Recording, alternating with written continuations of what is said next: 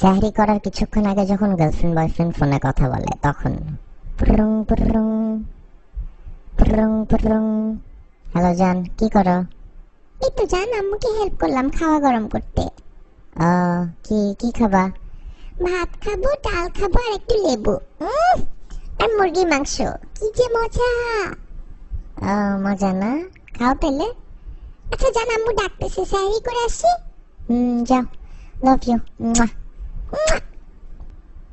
সাহরি করার কিছুক্ষণ পর যখন আবার ফোনে কথা বলে তখন পুরুং পুরুং পুরুং পুরুং।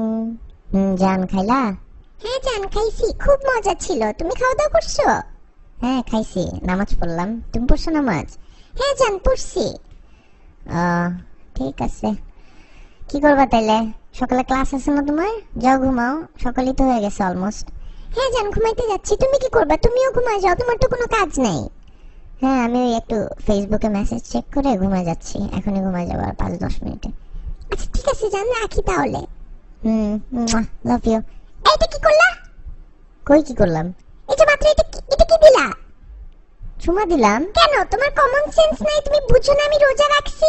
রোজা হালকা হয়ে যাবে না আমার? মাথা খাটায় কাজ করতে পারো না তুমি? আরে আজব, একটা চুমাই তো দিলাম। সারাদিনই তো দাও, মন ভরে না? সারাদিন দিয়ে তোমার মন ভরে না কেন? তোমার এত চুমা দিতে হবে কেন ফোনের মধ্যে? ফালতু যত সব, আমার রোজাটাই হালকা করে দিলা। ধুর।